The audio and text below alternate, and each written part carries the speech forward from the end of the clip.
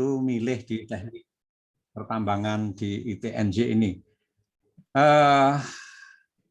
Dan di sini salah satu dari dosen kita ini dan nanti barangkali sebagai moderator itu Pak Dr. Andi Erwin, ini juga sangat pengalaman ini untuk walaupun dosen nanti tapi untuk di dunia pertambangan sebagai praktisi juga banyak pengalaman, banyak proyek-proyek yang diikuti. Bahkan sampai ke Jepang ini kalau nggak salah ini untuk mendalami khusus tambang tertutup. Kalau nggak salah, mungkin tidak salah ini. Selamat Pak Andi, nanti semoga bisa membawakan acara ini dengan baik. Adik-adik mahasiswa baru, khususnya angkatan 2021 dan calon mahasiswa baru ini di teknik pertambangan FTM ITNJ ini sebenarnya konsentrasinya itu banyak ya. Jadi artinya itu untuk mencetak Anda nanti itu sebagai ahli, itu Anda nanti itu bisa kalau sudah lulus di teknik pertambangan ini barangkali bisa ahli tergantung pilihan Anda nanti itu bisa sebagai ahli eksplorasi ataupun desain tambang dan juga geomekanik, kemudian juga bisa mendalami di ekonomi mineral dan juga lingkungan tambang dan juga pengolahan dan metalurginya ini. Dan ini bidang-bidang keahlian ini ada dosen-dosen di teknik pertambangan ini yang benar-benar menjadi ahlinya. Dan nanti untuk adik-adik mahasiswa ini bisa untuk belajar ya serius di pertambangan ini. Dan perlu adik-adik mahasiswa ketahui bahwa untuk di teknik pertambangan sekarang ini untuk masa studi itu tidak lama ya. Kalau memang Anda benar-benar serius, tepat waktu itu bisa 3,5 tahun atau 7 semester. Karena kita mengikuti kurikulum MBKM. Dan ini kebetulan sekali dihadirkan dari praktisi ini, Bapak Ivan ini dari PT KPP ini, semoga untuk kedepannya bisa untuk dijadikan tempat magang para mahasiswa ya Pak Ivan ya untuk perusahaannya. Ya ini karena kita sekarang ini diwajibkan untuk mengikuti MBKM ini kalau bisa, dan juga barangkali perusahaan saya kira juga begitu, ada himbauan dari pemerintah bahwa untuk bisa menerima para mahasiswa dari ini teknik pertambangan ini. Dan semoga nanti kalau memang bisa untuk diformalkan nanti bisa dilakukan kerjasama perusahaannya Pak Ivan ini, saya kira nanti diusahakan Pak ya, ada suatu MOU sehingga nanti itu kami bisa mengirim para mahasiswa dalam skupnya MBKM ini bisa ke perusahaan. Saya kira begitu untuk mengawali webinar ini. Sekali lagi saya ucapkan banyak terima kasih pada Pak Ivan Susilo sebagai pemateri nanti dan juga Pak Andi ya sebagai moderator nanti dan juga para peserta yang hadir di webinar ini, di Zoom ini. Semoga apa yang disampaikan nanti itu lancar, sukses, dan bermanfaat bagi kita semua. Karena ini kelihatannya bagus ini, topiknya adalah khusus untuk mahasiswa baru, sebetulnya bagaimana nanti setelah lulus Anda, para mahasiswa ini bisa berkarier di dunia industri pertambangan. Akhir kata, saya ucapkan selamat berwebinar, dan wassalamualaikum. Waktu saya kembalikan ke Mbak Vinci. Terima kasih atas waktunya. Selamat pagi. Selamat pagi. Baik, terima kasih Pak atas kata sambutan yang telah diberikan. Peserta yang kami banggakan, sampailah kita pada acara pokok pada hari ini, yaitu webinar yang bertajuk Berkarir dalam Industri Pertambangan, yang pada kesempatan kali ini akan dipandu oleh Dr. Andi Erwin Wijaya, Sarjana Teknik Magister Teknik, selaku moderator kita pada hari ini, di mana beliau merupakan salah satu dosen pada program studi teknik pertambangan ITNY. Halo, selamat pagi Pak Andi. Selamat pagi semuanya. Baik, waktu dan tempat dipersilakan Pak. Baik. Assalamualaikum warahmatullahi wabarakatuh. Selamat pagi. Pada saat hari ini kita pertama-tama marilah kita mengucapkan syukur kepada Allah Subhanahu wa taala, Tuhan yang Maha menciptakan dan memberi nikmat. Yang kedua, kami aturkan terima kasih kepada institusi, yaitu Institut Bank Nasional Yogyakarta, yang dimana bisa memberikan kesempatan kepada kita semuanya untuk bertemu pada pagi hari ini. Yang saya hormati Pak Dr. Hill yang berperan ikut serta pada acara ini, dan juga Pak Dekan sekaligus penyelenggara dari acara ini, Pak Dr. Setia Pambudi. Kemudian Bapak-Bapak Ibu dosen yang turut serta di acara ini. Dan tak lupa anak-anakku sekalian, calon mahasiswa baru teknik pertambangan di ITNY.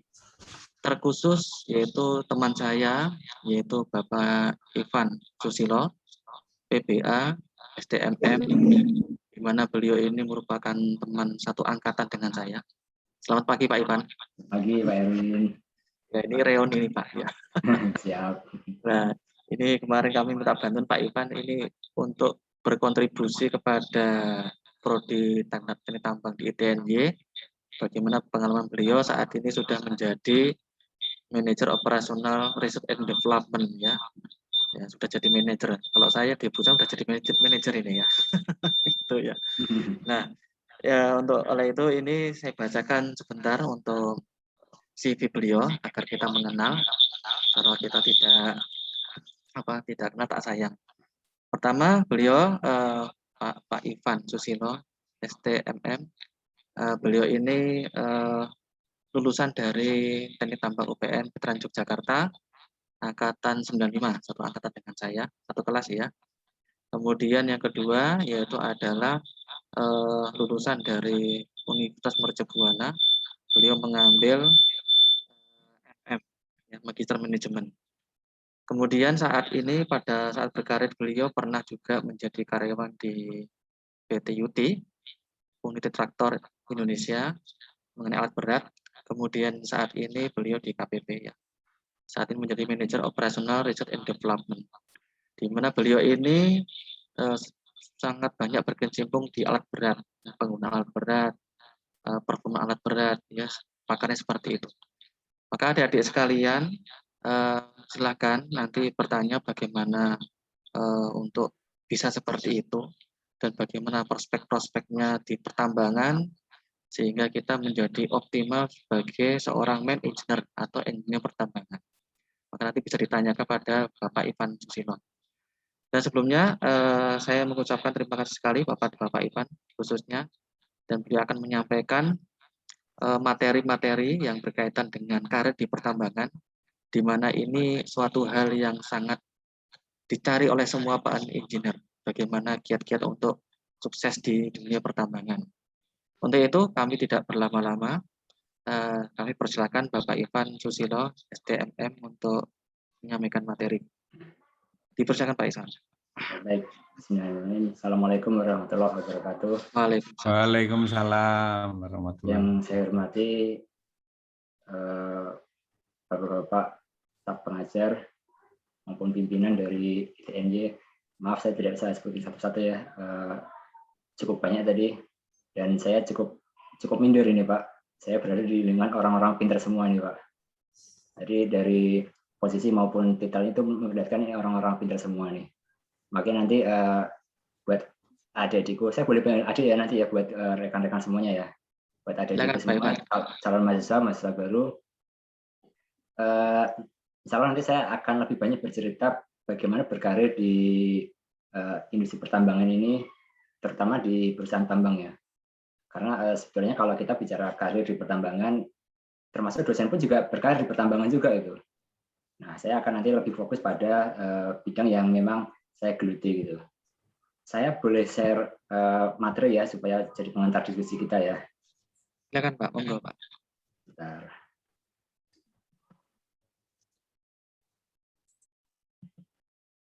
Sudah belum ya? Belum tampak Pak Yasni, sekarang udah. Ya.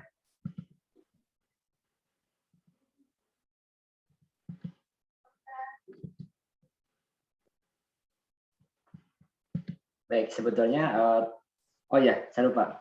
Kalau kita di industri tambang ini di Indonesia, kita punya salam.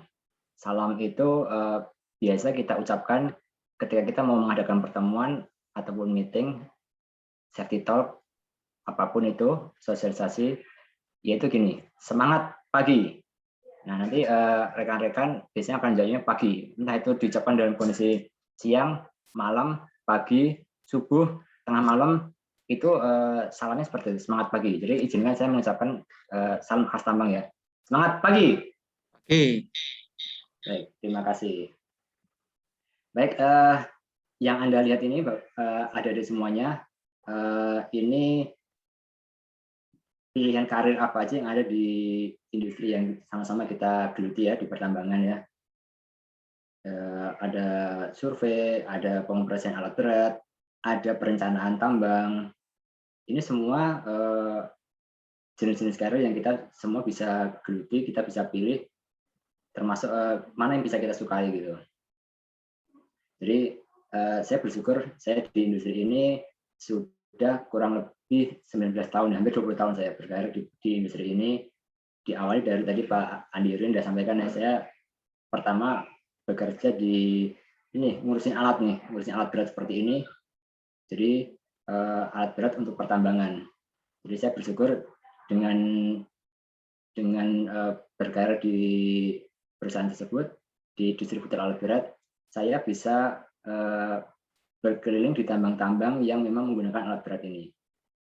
Dan karena memang ini alat berat yang memang dipakai terbanyak di Indonesia, saya bersyukur saya bisa ke Freeport, ke Adaro, ke KPC, Gideco, dan hampir semua perusahaan-perusahaan tambang besar di Indonesia. Baik, supaya ada sedikit gambaran tentang masa depan tambang kita, saya coba ingin sampaikan video, semoga videonya bisa terlihat dengan jelas ya. Nah.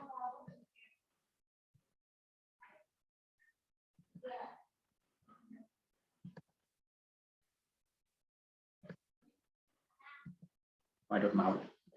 Agak kaget saya memperhatikan ini.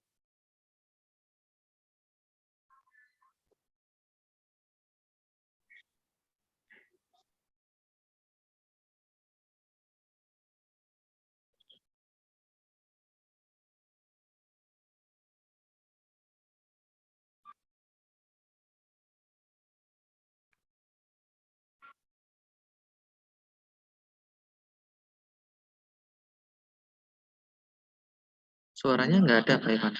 Ada suaranya ya? Oke. Atau saya pandu aja ya. Jadi ini industri pertama ke depan ya. Bahwa ada milestone dari sekarang sampai dengan tahun 2050, di mana saat ini memang kita banyak sekali kegiatan-kegiatan yang sifatnya fisik ya, sampai dengan tahun 2030, tetapi sekarang makin banyak penggunaan software-software di pertambangan yang itu memudahkan pekerjaan kita. Kemudian pada perkembangannya nanti kita mulai masuk pada sistem otomasi, kemudian digitalisasi. Ini akan semakin sedikit. Dan ini contoh-contoh penggunaan teknologi GPS ya untuk pertambangan, sehingga semua nanti itu bisa terkontrol dari jarak jauh. termasuk alat-alat pun akan didesain nanti dia akan bisa bekerja sendiri itu nanti.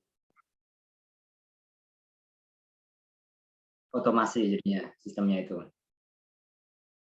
Di mana hal ini sekarang sudah semakin mendekat pada kenyataan ya, bahwa kita bisa menggunakan artificial intelligence untuk bisa mendesain bahwa tambang itu meskipun tetap dengan menggunakan alat berat, tetapi orang yang bekerja di sana semakin sedikit. Itu dalam rangka memang meningkatkan efisiensi dan juga safety ya. Dan tentu produktivitas. Nah, ini kira-kira gambaran tambang kita ke depan akan seperti ini.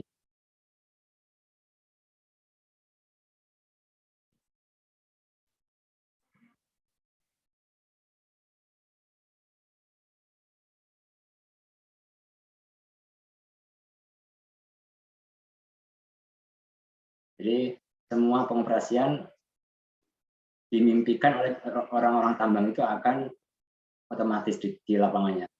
Nanti kebanyakan orang-orang akan cukup bekerja dari kantor aja. Baik, kira-kira seperti itu gambaran bagaimana tambang itu ke depan seperti apa industrinya gitu. Ini menjadi penting karena saya ingin mengajak adik-adik semua untuk berpikir nanti Anda kuliah sekian tahun, kemudian akan berkarir selama sekian puluh tahun gitu. Harus sama-sama kita yakin bahwa industri ini akan tetap survive gitu. Karena memang sekarang persaingan antara industri semakin kuat ya, di mana industri bisa mati dikalahkan oleh industri yang lainnya gitu. Saya ingin sedikit memberikan pengantar tentang karakter industri tambang ini ya. Yang pertama memang komoditas tambang ini nggak terbarukan. Batu bara ketika udah ditambang, udah dipakai, habis, ya udah akan cari batu bara lainnya gitu. Demikian juga nikel, bauksit, pasir sekalipun ketika udah ditambang, ya udah berarti dia tidak terbarukan. Maka yang namanya peran eksplorasi itu menjadi sangat penting karena karakter ini gitu. Berikutnya, nah ini meskipun kita melihat industrinya namanya industri pertambangan, tetapi jangan salah bahwa sebenarnya di industri ini sangat menantikan peran dari semua manpower dengan skill maupun knowledge yang berbeda-beda gitu. Jadi di pertambangan itu termasuk di job site sekalipun, di tambangnya sekalipun, itu masih sangat diperlukan orang-orang teknik sipil, orang-orang geologi, orang-orang bahkan orang-orang ekonomi pun juga diperlukan gitu. Artinya memang ini industri memang yang sangat luas cakupannya sehingga peran dari multidisiplin ilmu itu sangat diperlukan. Saya sendiri tim saya itu kebanyakan malah bukan dari tambang. Saya meskipun lulusan tambang tapi tim saya itu malah kebanyakan dari industri, matematika maupun ilmu-ilmu yang memang dekat dengan angka-angka maupun penghitungan-penghitungan gitu, bukan dari pertambangan. Baik, berikutnya, nah ini yang dari awal coba kita mulai adik-adik pikirkan ya bahwa sekarang ini yang namanya tambang memang mayoritas itu ada di pedalaman luar Jawa ya. Jadi luar Jawa terus pedalaman gitu. Kadang dari kota itu masih harus naik pesawat kecil lagi, tambah naik speedboat, tambah naik darat sekian jam, dan itu buat kami orang-orang tambang itu udah hal yang familiar gitu. Misalnya saya cuti, kemudian besok berangkat ke tambang ya, malam kita dari rumah pagi subuh dari rumah itu, malam hari itu baru nyampe mes gitu, atau baru nyampe lokasi penginapan gitu. Dan itu udah hal yang lazim itu. Buat kami itu udah hal yang lazim tuh. Karena memang itu dia karakter industri ini kan memang seperti itu. Dia ada di mana-mana sebetulnya, tetapi pada giliran sekarang ketika tambang itu dituntut untuk untung, maka biaya penambangan itu dicari yang relatif se-efisien mungkin, semurah mungkin gitu. Dan itu nggak mungkin lagi kita membebaskan tanah di sekitaran kota-kota. Itu udah makin masuk ke arah dalam gitu. Jadi untuk adik-adikku semua yang memang memantapkan niat untuk berkarir di pertambangan, ini adalah salah satu konsekuensi bahwa memang nanti mau nggak mau kita akan ke sana arahnya gitu. Tapi jangan khawatir, kalau masalah fasilitas, jangan khawatir itu. Sinyal full, kemudian fasilitas makan segala macam akomodasi itu bintang sekian lah, itu nggak diragukan lagi kalau yang itu. Jadi jangan khawatir. Justru kalau yang punya jiwa petualangan ini malah hal yang menantang nih. Anda bisa kenal dengan suku lain di pedalaman, bisa kenal dengan alam yang lain. Buat saya sendiri, saya orang Jawa, saya awal ke Kalimantan itu juga satu pengalaman yang luar biasa. Ketemu orang-orang Dayak, ketemu orang-orang perantauan juga di sana, termasuk di pedalaman juga, ketemu pohon yang gede-gede gitu, ketemu sungai yang luar biasa besarnya, itu juga pengalaman yang luar biasa itu. Dan itu kalau kita nggak niatkan dari sekarang, sejak awal kita memilih jurusan pertambangan ini, itu nanti kasihan, nanti Anda kuliah itu nanti hanya akan kayak tersiksa, karena sebenarnya bisa jadi passion Anda itu belum klik dengan industri yang memang karakternya seperti ini gitu. Nah ini yang saya harapkan juga memotivasi ya, penghasilan relatif tinggi dibanding industri lain. Nanti saya sampaikan tuh ada surveinya satu lembaga lah ya, dia mensurvei penghasilannya berapa gitu, meskipun pas saya lihat angkanya masih kecil nih dibandingkan yang yang kami geluti gitu kan ya. Tetapi kita bersyukur kita ada di industri yang memang secara penghasilan yang memang masuk dari take home pay kita ya, penghasilan kita itu relatif besar lah dibandingkan industri lain gitu. Tentu ini nggak serta-merta ya, ini tentu harus didukung dengan kita punya kompetensi yang memang yang memadai untuk dibayar tinggi gitu. Nah ini juga yang berikutnya, kita ada di industri yang memang skalanya besar nih, tentu modalnya besar. Untuk mengakuisisi tambang aja itu udah perlu miliaran bahkan triliunan rupiah untuk bisa mengakuisisinya. Alat beratnya jelas tadi ukurannya luar biasa gitu. Saya belum pernah ketemu lagi di industri lain gitu alat berat mobile ya yang memang sebesar di tambang gitu.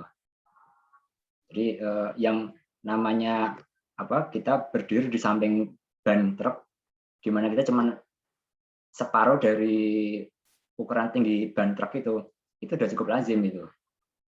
Kemudian naik ke pengemudinya itu harus naik tangga dulu, itu udah hal yang lazim di tambang gitu. Ya karena memang kita memang mau nggak mau memang akan menggunakan alat-alat seperti itu gitu.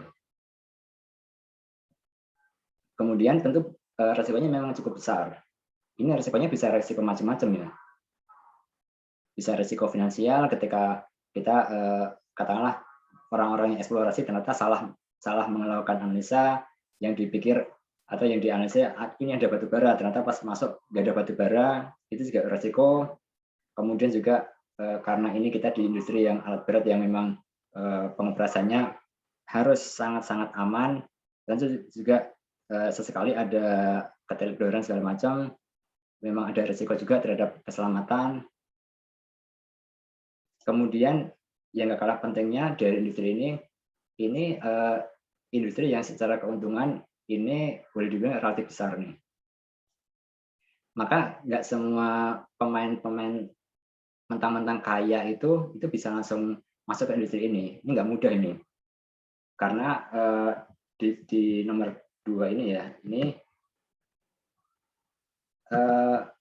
multi skill ini, multi knowledge ini itu harus dipupuk jauh-jauh hari. Nggak bisa kita mentang-mentang punya uang langsung kita ambil orang sana sini kemudian bikin mesin tambang, nggak bisa.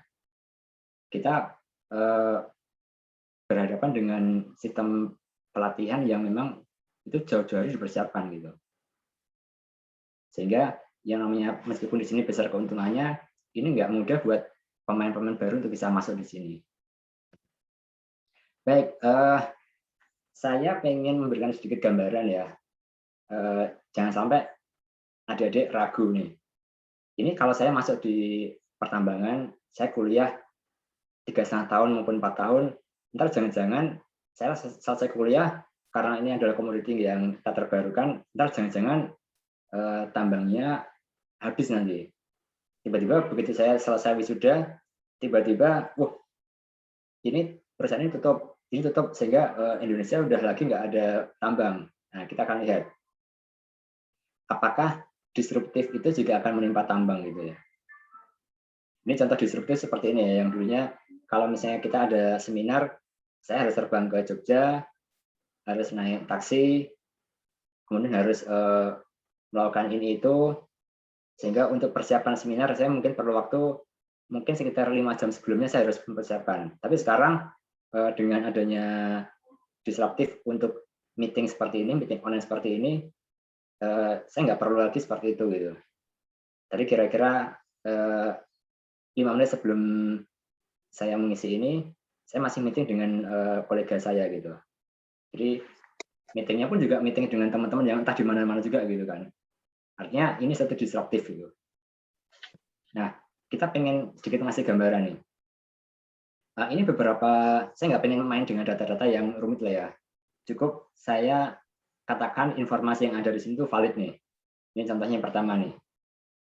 Batu bara Indonesia bisa dikeruk 62 tahun ke depan. Artinya 62 tahun ke depan dari kalau nggak salah tahun ini juga nih atau tahun kemarin itu tambangnya masih ada.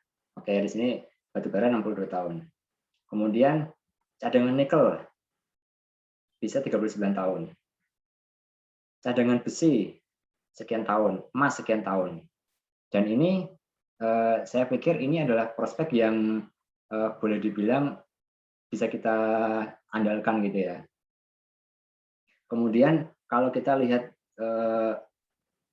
pemerintah sudah meluncing satu prediksi ya, kebutuhan energi di masa yang akan datang itu seperti apa, dan ternyata memang kecenderungan batu bara itu tuh masih diperlukan, bahkan makin meningkat gitu. Ya memang betul bahwa di beberapa negara itu, Eropa terutama itu sudah mulai melarang penggunaan batu bara ya. Tetapi kita masih berada di negara yang memang aturan itu kita mungkin belum ke arah sana gitu. Sehingga kita sebagai orang tambang, kita masih bisa optimis bahwa tambang ini itu masih bisa kita jadikan pegangan untuk bisa berkarir di situ gitu. Nah, jadi intinya gini, saya masih gambaran ke adik-adik semua gini. Anda kuliah selama 4 tahun atau tadi disampaikan juga bisa 3,5 tahun ya, bisa 7 semester gitu ya. Itu luar biasa karena saya dulu harus kuliah itu sampai 6 tahun tuh. Ini luar biasa kalau bisa 3,5 tahun gitu. Kemudian Anda bekerja di perusahaan tambang, katakanlah Anda umur 23, 22 mulai kerja gitu, nanti berkarir di perusahaan itu kurang lebih selama 30 tahun lebih gitu. Nah, selama Anda berkarir itu, kita masih yakin bahwa industri masih ada, komoditinya itu masih ada gitu, komoditinya belum habis. Entah nanti setelah kita seperti apa, itu nanti nggak usah kita pikirkan gitu. Nanti akan Anda mikir lagi. Tapi yang penting buat kita yang kita memang mantap untuk berkarir di industri ini, oh ini komoditinya masih ada, tambangnya masih akan ada gitu. Nah ini cukup melegakan buat kita ya. Karena saya pengen kita semua punya gambaran yang mantap bahwa ke depan tuh ini nggak ragu untuk kita geluti gitu. Baik, kita bicara masa depan lagi. Kalau kita lihat ya, saya cuman mau ngasih gambaran pada 2 sektor aja, yaitu energi dan konsumsi ya. Kan kalau kita bicara energi lah ya, kita bicara energi itu kan gini, ada Pameo yang bilang gini, semakin besar konsumsi energi di satu daerah, itu menunjukkan tingkat kemajuannya juga semakin tinggi. Artinya negara-negara dengan tingkat konsumsi yang energi yang tinggi itu menunjukkan kemajuan di negara tersebut juga. Dalam artian juga hanya negara-negara besar lah yang mengkonsumsi energi yang tertinggi gitu. Nah, bagaimana dengan Indonesia maupun dunia pada umumnya? Oke, mungkin katakanlah ada mobil listrik, ada handphone, ada smart house, smart home gitu ya. Tapi ingat di balik itu juga sebetulnya ada energi yang diperlukan gitu. Di situ ada baterai, ada Tesla bikin itu Powerwall, ada PLTU gitu ya.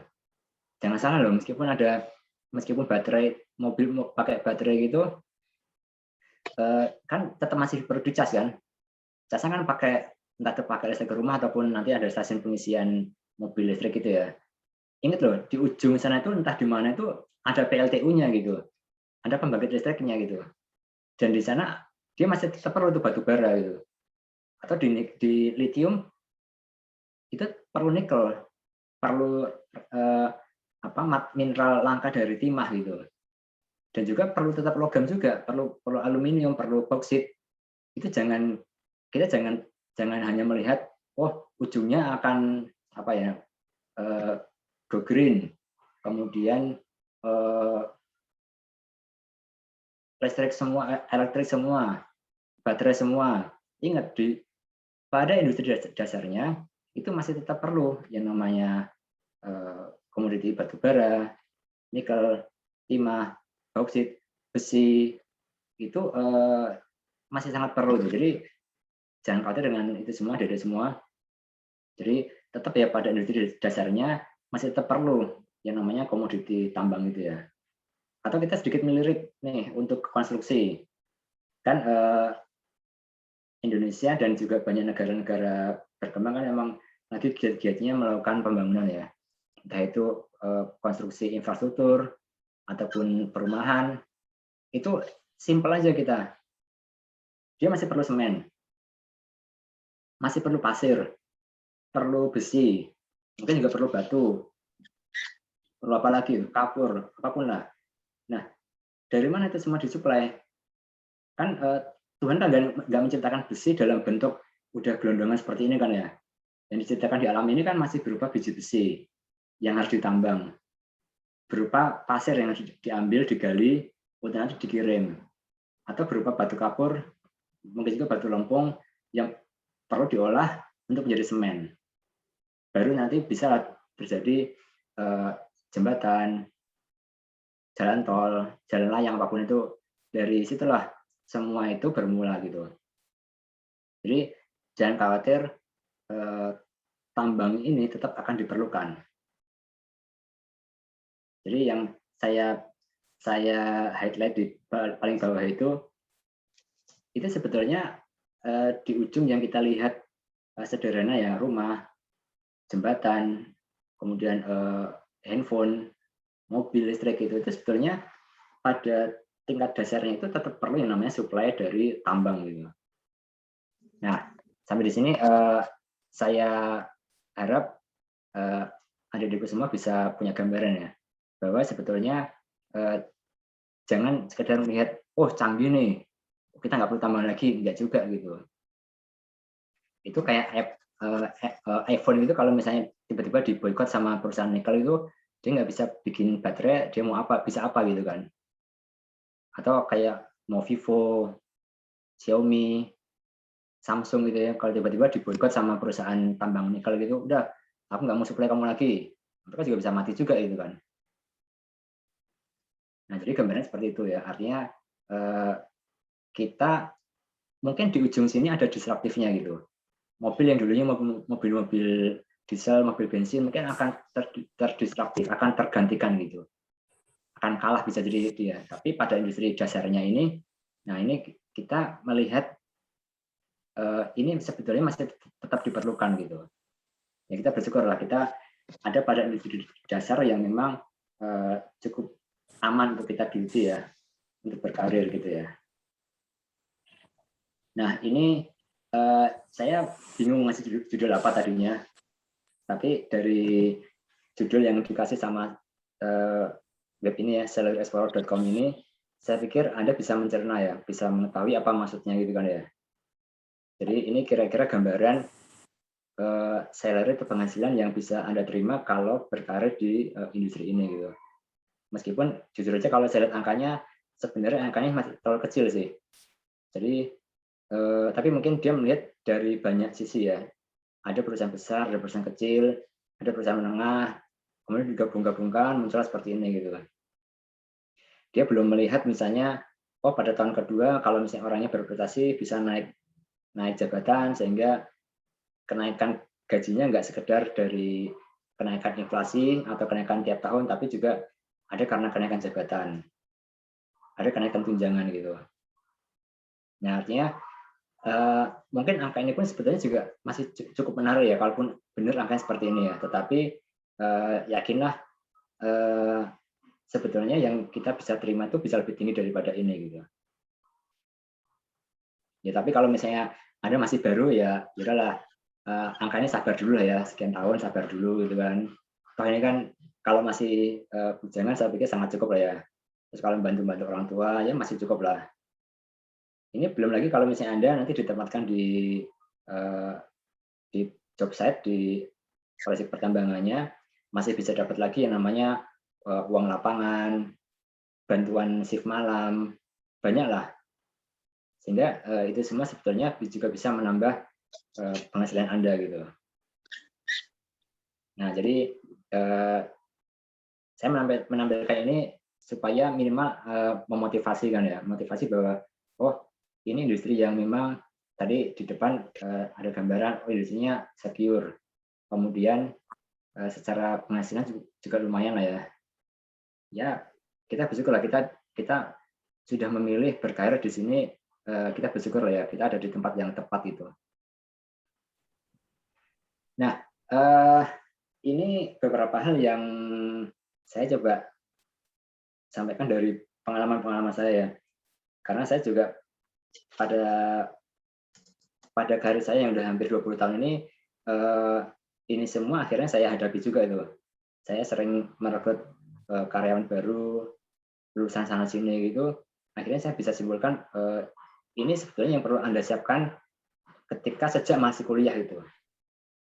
Jadi ingat ya bahwa kuliah aja pun nggak cukup itu. Kalau hanya nyari mahasiswa dengan IPK 3,3, bahkan 3,7, 3,8 tuh sekarang tuh udah makin mudah gitu. Karena sekarang pihak kampus pun juga nggak mau kan ya, mahasiswanya itu lulus dengan IPK 2,0 kan juga nggak mau kan ya. Artinya kan dosen-dosen pun juga pasti juga memiliki sistem pendidikan yang membuat mahasiswa itu kan juga cepat menangkap ilmunya gitu. Tetapi itu pun belum cukup saya pikir. Anda masih perlu ilmu-ilmu yang lain. Dan pengalaman saya, semua kampus sebetulnya menyediakan sarana untuk bisa berorganisasi gitu. Anda bisa milih di bidang apapun lah ya, atau di segmen apapun gitu organisasinya, tetapi itu semua pasti akan membentuk jiwa kita. Bukan cuma ilmu teknis ya. Tentu kan kalau Anda bersyukur lah ya, ketemu dengan dosen-dosen yang memang secara knowledge pasti sangat memadai untuk bisa memberikan ilmunya gitu. Tetapi itu belum cukup. Adikku harus lengkapi diri dengan kemampuan beradaptasi ya. Jadi bagaimana masuk di lingkungan yang baru itu cepat langsung diterima oleh lingkungan itu gitu. Nanti ketika lulus kemudian masuk ke perusahaan, masuk ke tempat kerja gitu ya. Itu mau nggak mau kita kan orang baru kan ya. Kita mau nggak mau harus bisa beradaptasi. Apapun style di sana itu kita harus bisa adaptasi itu. Kemudian dengan organisasi kita bisa melatih jiwa kepemimpinan kita gitu. Dan yang pasti ini yang paling penting itu adalah kita bisa berpikir besar. Tadi di video yang saya putar ya, meskipun maaf tadi nggak ada suaranya ya. Jadi kan ada orang-orang yang orang-orang tambangnya, kemudian ada orang-orang perencananya, ada pucuk pimpinan, ada orang-orang di tengah-tengah itu. Nah, sekarang coba kita bayangkan bahwa itu adalah kita gitu. Itu adalah saya nanti di masa yang akan datang gitu. Jadi diterima di tempat di tambang itu nggak cukup. Saya pengen berkarir gitu. Saya pengen di perusahaan itu sekian tahun jadi manajer, sekian tahun jadi direktur segala macam. Itu harus Anda mimpikan gitu. Oh, saya akan handle suatu amanah dengan nilai sekian puluh miliar yang jadi tanda tangan saya gitu. Saya punya andil di perusahaan itu, dikasih amanah sama pemilik perusahaan untuk mengolah uang sekian triliun. Itu kalau dari sekarang Anda nggak pupuk berpikir besar ini, itu nggak akan mungkin gitu. Anda bisa jadi Anda masuk di perusahaan tambang, tapi nanti perusahaan nggak akan bisa ngasih wewenang apapun itu, karena orangnya nggak akan sanggup dikasih wewenang tinggi gitu. Nah, ini sangat perlu dimulai dari sejak Anda mulai kuliah ya. Kemudian yang nggak kalah pentingnya, mau nggak mau kita akan bersentuhan dengan teknologi. Teknologi perencanaan tambang, teknologi pengolahan bahan mineral, teknologi alat berat, teknologi GPS, apapun lah. Itu Anda mulai sekarang juga harus pupuk diri Anda dengan teknologi-teknologi ini ya. Dan juga wawasan. Ini wawasan sangat penting nih. Kalau saya interview calon pegawai dan karyawan gitu ya, itu ketahuan orang-orang yang apa namanya ketika kuliah itu hanya kuliah aja, atau memang dia itu punya pergaulan yang cukup luas gitu. Sangat kelihatan itu. Dan IPK yang tinggi itu bukan satu nilai plus buat kami gitu. Karena pada akhirnya pun kami pun juga punya sistem pelatihan gitu kan ya, sehingga yang penting nggak bodoh-bodoh amat, tapi yang penting dia bisa ngikutin pola kami gitu. Nah, ini sangat ketahuan. Karena apa? Jadi gini, lulusan S1 itu ketika masuk ke perusahaan itu sebetulnya dia ada di posisi perwira. Bahkan ibaratnya gini, ketika nanti ada adik masuk ke satu perusahaan tambang, itu sebetulnya langsung dikasih anak buah. Jadi Anda udah masuk di middle management ya, jadi udah di pertengahan, bukan paling bawah lagi. Anda dikasih anak buah, sekian orang gitu. Nah, kalau itu kita percayakan ke orang-orang yang nggak punya pengalaman organisasi, nggak punya wawasan yang cukup, nggak bisa mimpin, ya tentu kan kita nggak bisa seperti itu gitu. Amanah itu meskipun masih orang baru, saya harus pastikan bahwa dia punya talenta yang cukup untuk bisa menduduki posisi itu gitu, untuk bisa memimpin sekian orang gitu. Nah, jadi kita nggak bisa lagi gaya, maaf nih, beberapa misalnya punya falsafah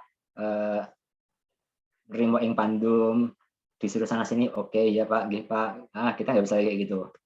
Karena dia akan berhadapan dengan banyak orang yang dia harus bisa memimpin gitu. Kadang orang-orang tambang kan juga kayak gitu kan. Kalau di lapangan kita panas-panasan itu kan kita kan harus tetap ambil keputusan ya. Itu kalau kita nggak punya jiwa pemimpin, nggak bisa memimpin orang gitu, wah itu bisa berantem sama orang gitu. Nah itulah, kita ada di industri yang seperti itu gitu. Nah, kemudian yang terakhir nih, yang berikutnya nih, healthy lifestyle. Ini saya juga cukup sedih nih. Kira-kira itu, ini saya amati tren dari teman-teman yang generasi milenial ya. Ini mulai banyak kecenderungan secara kesehatan itu banyak yang nggak lolos tuh. Jadi hampir selalu saya dapat informasi ya, yang udah lolos di kami, udah lolos di direktur segala macam, begitu tes kesehatan itu gagal, itu banyak sekali.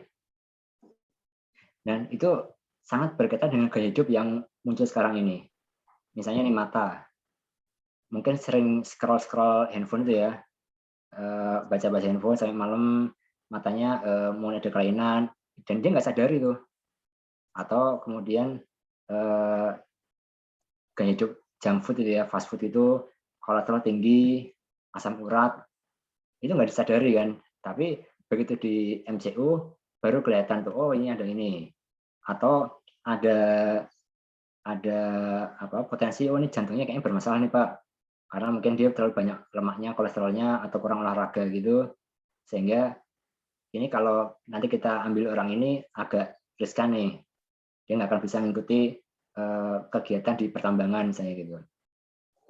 Nah, ini sangat perlu ya untuk yang healthy lifestyle ini, karena ini mungkin ketika nanti adik-adik kuliah masih muda ya, mungkin belum kerasa tuh efek dari asam urat, efek dari nggak pernah olahraga, efek dari kolesterol itu kan belum kelihatan gitu.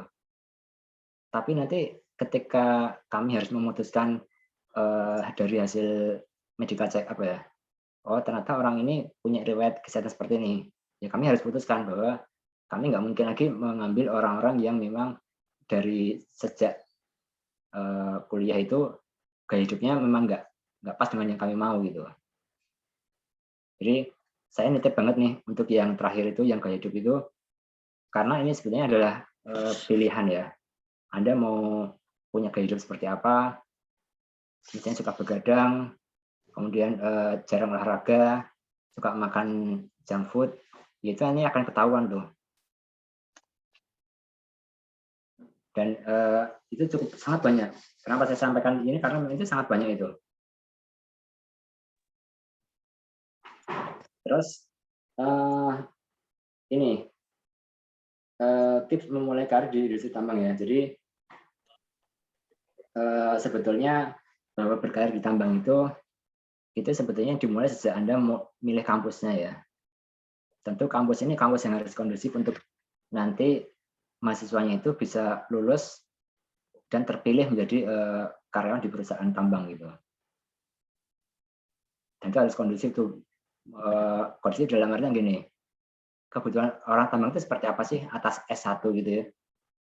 Misalnya, oh dia harus wawasannya tinggi, kemudian tentu skill teknikal juga perlu memadai, kemudian memiliki gaya komunikasi yang memang cukup gitu. Artinya sejak dari awal itu, kalau saya boleh kasih masukan ke teman-teman, itu memang dari awal memang diciptakan suasana yang mahasiswa itu bisa belajar, bukan cuma belajar teknis atau ilmu tentang pertambangannya ya, tapi bagaimana dia bisa mengemukakan pendapat dengan baik, kemudian bisa memiliki nilai jual, jadi nggak kelihatan kalau dia itu miskin wawasan gitu, dia harus terlihat pintar, terlihat bisa memimpin. Kemudian kita bisa punya pilihan lain sebetulnya di perusahaan internasional, di mana pasti ya yang namanya kalau di perusahaan internasional tuh bahasa Inggris itu jadi wajib ya, bahasa Inggris ya. Sehingga mau nggak mau itu harus ada kuasai dari sekarang tuh. Karena nggak bisa misalnya nanti saya nanti lulus kuliah baru mau kursus bahasa Inggris, nggak bisa seperti itu. Itu nanti itu ketahuan banget kok. Ketika nanti Anda misalnya ngelamar sana sini ya, kemudian interview gitu akan kelihatan banget. Ini yang polesan atau yang bawaan itu ketahuan banget itu. Nah, kalau saran saya adalah mulai sekarang itu mulailah punya mimpi ya nanti bahwa rekan-rekan ini akan memilih perusahaan yang memang bonafit gitu. Kenapa ini menjadi perlu jadi mimpi ya? Karena tentu ketika pada perusahaan bonafit itu yang namanya sistem pelatihan itu udah tersistem gitu. Kemudian sistem penghargaan pada karyawan itu udah sangat tersistem, sehingga itu enak itu. Kita bisa banyak belajar dari situ. Bukan di perusahaan kecil-kecil yang hari ini digaji, kemudian bulan depannya minta mundur penggajiannya karena keuangan diseret, atau bulan depan lagi mohon maaf ya bulan ini kita nggak bisa menggaji Anda. Nah, bukan seperti itu yang coba kita mimpikan ya. Kita mimpikan kita akan masuk pada perusahaan bonafit yang memang punya reputasi yang tinggi terhadap karyawannya gitu. Nah, berikutnya apakah itu cukup? Sebenarnya cukup, tetapi kalau misalnya Anda bisa melengkapi dengan ilmu-ilmu yang lainnya, itu sebenarnya sangat luar biasa. sebetulnya menjadi lebih terpilih lagi ketika misalnya Anda punya kemampuan di bidang software di pertambangan. Kan tadi di video ini kan sedikit gambaran ya, bahwa ya ke depan itu yang namanya software itu mutlak gitu. Karena sekarang nggak bisa lagi kita mengandalkan pada manual ya. Dan kalau mau tahu software tambang itu mahal-mahal itu. Satu software itu bisa ratusan juta itu. Apalagi kalau yang software untuk main desain ya, itu bisa ratusan juta harganya itu. Ya, tapi karena memang mungkin bisa dibilang itu udah menjadi kebutuhan vital buat tambang itu.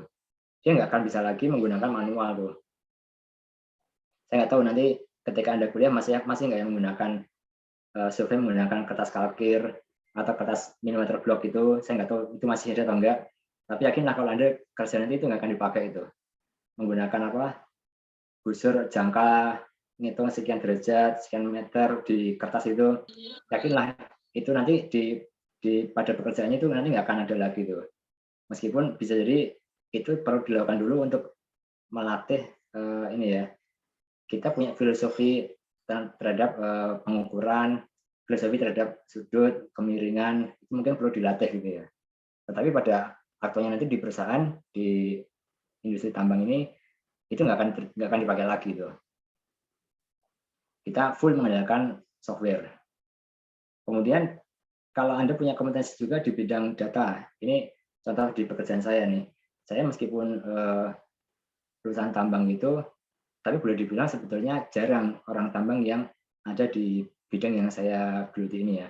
Karena ini rata-rata domainnya orang-orang teknik industri, ataupun orang-orang matematika. Jadi sangat jarang sebetulnya yang di bidang ini. Tapi karena kita mungkin belajar sehingga kita dilihat kita punya kapabilitas sehingga perusahaan pun memberikan kepercayaan kepada kita gitu.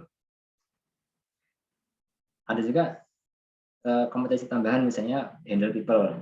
Anda bisa memimpin orang nih. Tadi saya bilang bahwa nanti ketika lulusan S1 itu akan dianggap sebagai perwira tuh. Anda langsung dikasih bawahan. Kan jarang seperti itu kan ya. Anda begitu masuk ke satu perusahaan, Anda langsung dikasih anak buah gitu. Padahal Anda masih lulusan baru gitu. Tapi apapun memang seperti itulah. Karena memang nantinya Anda akan diproyeksikan untuk menjadi pimpinan di perusahaan itu. Pasti tiap perusahaan pasti kan punya kesinambungan kepemimpinan ya. Dan itu pasti akan dipersiapkan jauh-jauh hari itu.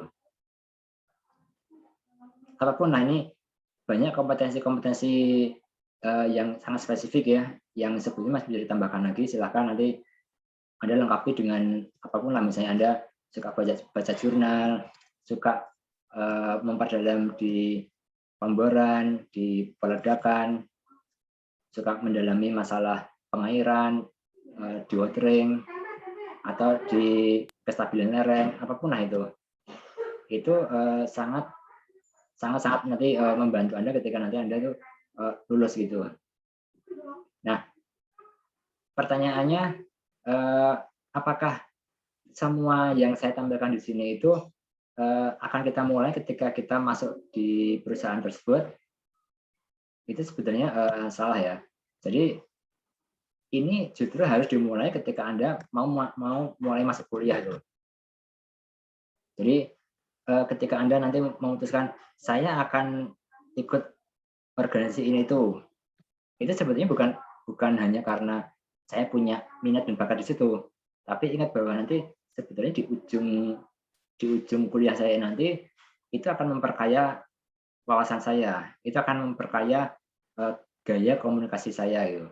Itu akan menambah bagaimana saya punya jiwa kepemimpinan yang pada akhirnya saya punya bekal yang cukup untuk bisa dipilih oleh perusahaan-perusahaan bonafit. Apalagi kalau international career tuh. Ini gambaran aja ya yang saya bilang international career ini ya. Ini kalau bicara gaji itu kayak di Australia itu gajinya udah jam-jaman tuh.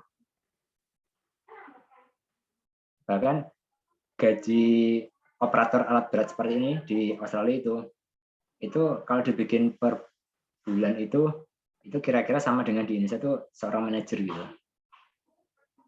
Saya nggak sebutkan angkanya ya, tapi memang seperti itu. Penghargaan di sana itu seperti itu gitu. Karena memang gaji di sana memang sangat tinggi. Meskipun tentu biaya hidupnya juga cukup tinggi gitu. Nah, nanti silakan dari sekarang Anda itu punya mimpi seperti apa gitu. Atau mungkin selain itu ketika misalnya katakan misalnya adik-adik ada di lingkungan keluarga yang misalnya kaya gitu ya, punya banyak tanah di mana di bawahnya ada batu-batu yang bisa ditambang gitu, memang memimpikan jadi pemilik tambang, ya silahkan gitu. Misalnya orang tuanya punya banyak tanah, dia tahu bahwa di bawah tanah itu ada batu-batu yang bisa ditambang untuk dijadikan batu bahan bangunan misalnya gitu. Ya silahkan dari sekarang tuh mulai disiapkan gitu. Itu mulai dari sekarang, jangan tunggu nanti selesai kuliah baru nanti memupuk semua kompetensi ini ya. Ini semua harus dimulai dari sejak Anda masih kuliah. Nah, baik itu aja mungkin dari saya pikir kayaknya kelamaan ya kalau buat pengantar ya. Harusnya tadi saya lebih cepat lagi tuh, tapi nggak apa-apa lah. Silakan kalau ada yang mau digali lagi, diperdalam, silakan. Atau saya kembalikan ke moderator. Silakan Pak Andi. Baik, terima kasih Pak Ivan. Sangat bagus sekali ya paparannya dari beliau itu mengenai soft skill ya, kemudian perilaku karakter, di mana ini akan mendukung keberhasilan berkarir dalam pertambangan. Tidak hanya IPK saja, kebanyakan mahasiswa kan hanya yang dikejar hanya nilai saja ya, tetapi di sini lebih jauh dari itu karakter dan soft skill-nya itu yang dipentingkan, karena perusahaan mempunyai standar tersendiri. Dan juga di perkuliahan ini untuk memupuk, untuk meningkatkan soft skill yang ada di diri mereka para mahasiswa. Baik, untuk kesempatan ini kami buka ya 3 penanya untuk diskusi. Apa yang kurang jelas dan apa yang mau ditanyakan dari para mahasiswa atau mungkin dari para dosen, kami persilahkan. Nanti sebutkan nama dan asalnya ya, asal daerah. Yang bagian Camaba, bagi yang dari mahasiswa, nama dan NIM-nya. Silakan. Ada pertanyaan kami buka. 3 penanya.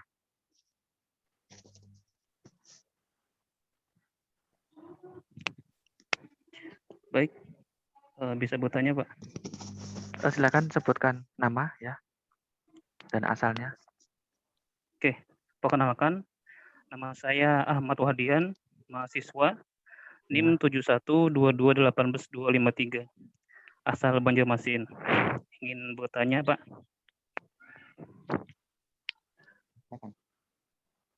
Ya silakan Mas Ahmad ya, Wahdian Nur. Iya, Pak, saya ingin bertanya. Tadi kan dari video yang Bapak sampaikan, itu kan tadi kalau saya lihat sekilas dan saya simpulkan, bahwa ke depannya itu kan Pak, teknologi akan semakin maju Pak.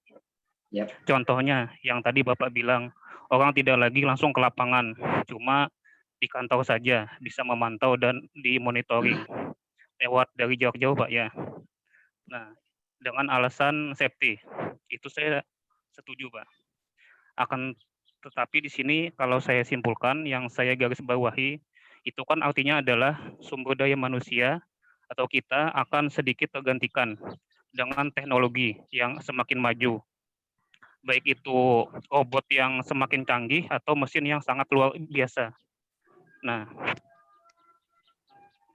sedangkan yang saya ketahui Pak, bahwa sarjana teknik ini kan semakin banyak setiap tahunnya kan Pak, mungkin wisudanya bisa sampai 100 bahkan ribuan. Nah, jadi yang ingin saya tanyakan itu bagaimana Pak nanti Pak strateginya Pak dalam menyikapinya Pak. Jangan sampai nanti ketika banyak lulusan yang sudah siap kerja, akan tetapi untuk peluang kerjanya itu sedikit Pak, karena tadi tergantikan oleh teknologi, mesin dan robot yang semakin maju Pak. Mungkin itu saja Pak pertanyaan dari saya. Terima kasih. Baik, terima kasih. Mungkin langsung dijawab aja Pak Ivan, silakan karena panjang pertanyaannya. Ya, langsung aja ya. Ini Silakan Pak Ivan. Ya. baik, makasih. Ini sangat kritis nih, Mas Ahmad Wadianur ya, dari Banjarmasin. Luar biasa Anda bisa mengartikan hal yang berbeda dari yang saya sampaikan tadi. Jadi memang betul bahwa nantinya memang peran manusia kan sebenarnya bukan cuma di pertambangan ya. Di banyak industri pun juga akan sebetulnya kan peran manusia pada satu posisi akan bisa tergantikan dengan alat itu kan ya. Sekarang robot itu bahkan robot bisa menggantikan peran pelayan di restoran, drone bisa menggantikan peran pengantar surat, postman itu bisa digantikan. Yang tadi saya bilang dengan bahasa saya disruptif ya. Nah, jadi sebetulnya gini, kenapa tadi saya banyak menyinggung masalah soft skill ya? Itu karena kalau pekerjaan yang sifatnya hard skill, bagaimana mengoperasikan alat, bagaimana kita pekerjaan-pekerjaan yang sifatnya harus di lapangan, itu betul itu saat-saat akan bisa tergantikan, meskipun pastinya nggak serta merta ya, Mas Ahmad ya. Jadi pasti pemerintah pun kan gini, kita ada industri yang akan maju bersama. Saya pikir tuh perusahaan-perusahaan tambang itu nggak akan sendirian dia memimpin dengan teknologi yang ada untuk nanti dia sendirian canggih, sedangkan perusahaan lain itu akan ketinggalan. Saya pikir nggak akan seperti itu. Pemerintah pun juga punya peran yang sangat penting untuk bisa mengendalikan itu. Jadi sekarang itu kan kita masih dikenakan aturan sekian orang boleh bekerja di perusahaan ini dengan komposisi sekian persen pendatang, sekian persen orang asli atau orang setempat. Nah, itu kebijakan seperti itu. Tetapi kenapa tadi saya banyak menekankan masalah soft skill itu belum tergantikan. Kalau Anda lulusan tambang nanti hanya mengandalkan hard skill, mengandalkan kemampuan Anda untuk melakukan survei. Maaf, Anda udah berapa lama kuliah, Mas Ahmad? Artinya gini, kalau 6 semester Pak, sudah memasuki, sudah mulai. Artinya udah, kalau saya aja berpikir untuk melihat pekerjaan di pertambangan udah bisa masuk ya. Misalnya Anda lulus tambang mengandalkan kemampuan Anda melakukan survei lapangan dengan alat TS ataupun alat teodolit. Itu sebetulnya sekarang pun kita tahu itu nanti akan tergantikan. Esensinya surveinya dapat, tapi peran manusianya akan tergantikan. Misalnya sekarang udah mulai banyak teknologi GPS untuk pemetaan. Nah, itu yang tadi saya sampaikan disruptif. Kita harus bisa tahu ke depan itu pekerjaan apa yang bisa digantikan oleh teknologi yang lain. Kalau pekerjaan pemimpin itu belum akan bisa digantikan, Mas. Pekerjaan analisa, pekerjaan mengendalikan perusahaan itu belum bisa digantikan oleh mesin. Tapi kalau pekerjaan yang sifatnya pengoperasian, kemudian menggunakan otot itu ya, itu hampir pasti akan tergantikan. Nah, jadi di sini saya ingin menyampaikan kita pun harus tahu bahwa ke depan itu akan terjadi apa pada industri ini. Kalau tadi Anda sampaikan bahwa tiap tahun kampus meluluskan sekian ratus orang, memang benar ya. Tapi juga jangan salah, Mas, bahwa tiap tahun pula perusahaan tambang itu juga mempensiunkan sekian puluh atau sekian ratus orang juga. Dan itu perlu pengganti.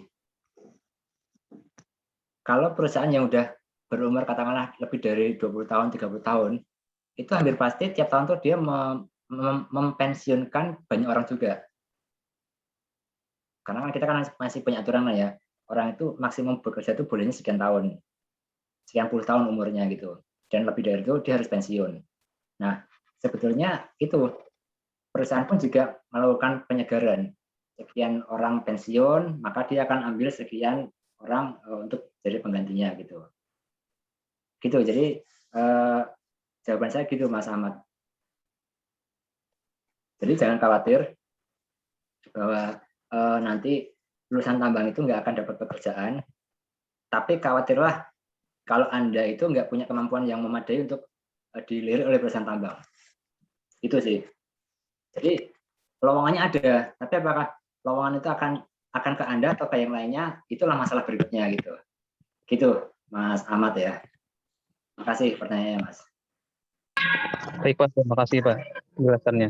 Sama-sama, Mas Ahmad. Baik, terima kasih Pak Ivan. Selanjutnya dipersilakan yang mau menanyakan mungkin dari para dosen atau mahasiswa atau calon mahasiswa. Silakan.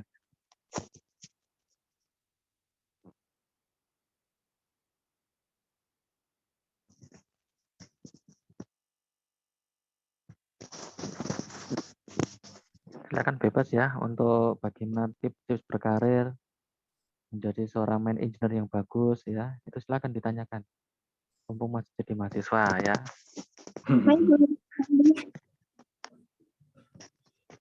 Silakan siapa yang tanya? Sebutkan namanya. Silakan ya. Silakan sebutkan namanya. Oh iya, Pak Laura.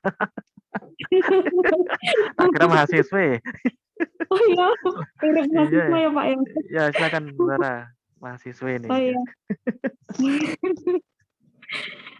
Selamat pagi Pak Ivan. Perkenalkan Pagi. saya Laura dari dosen teknik pertambangan ITNY.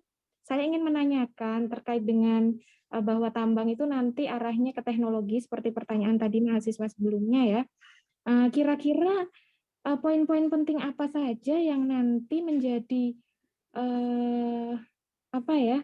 menjadi pengetahuan yang harus diketahui mahasiswa. Jadi artinya dosen itu sudah mempersiapkan bahan-bahan ajar yang memang sesuai dengan kondisi dunia praktisi ke depannya gitu Pak. Mungkin pertanyaan dari saya itu aja sih Pak. Terima kasih.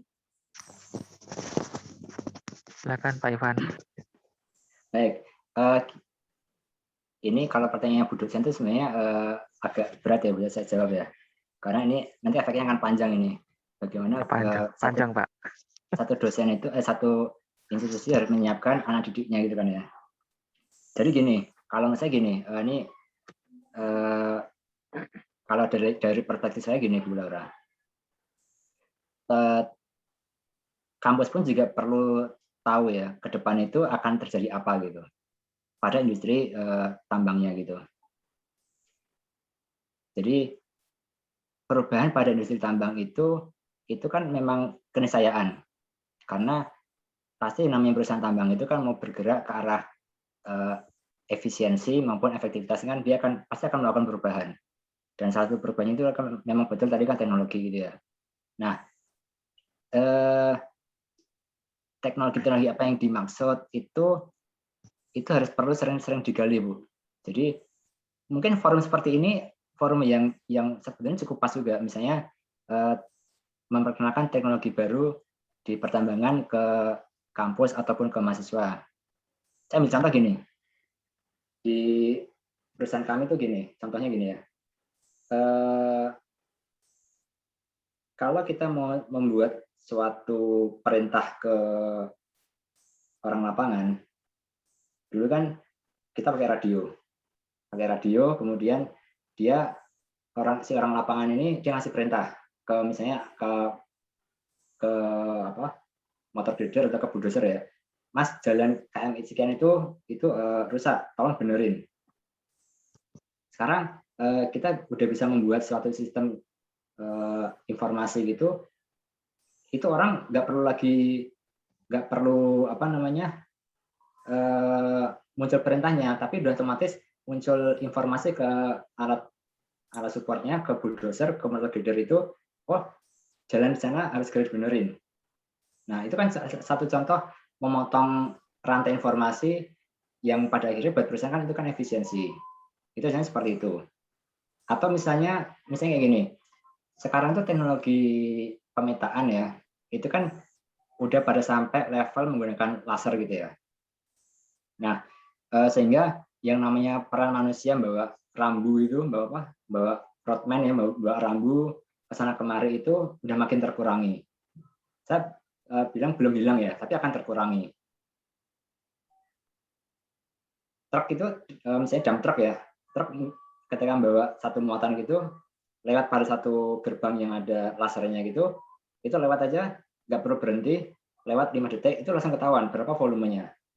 Kalau dulu kan dia harus lewat dulu, kemudian dia tumpahkan muatannya, nanti orang survei akan mengukur pakai rambu di titik-titik tertentu, kemudian dibawa ke kantor, ditembak, dibawa ke kantor, kemudian dihitung, baru muncul itu. Itu kira-kira perlu waktu sekitar paling cepat 1 jam. Tapi dengan itu, dengan teknologi itu, laser itu, lewat 5 detik udah keluar hasilnya gitu. Nah itu kan dia memotong satu rantai proses yang ujungnya efisiensi. Nah jadi maksudnya gini Bu Laura, jadi bahwa informasi-informasi teknologi itu memang harus sering kita dengar sih. Bisa dari misalnya ada diskusi-diskusi ilmiah atau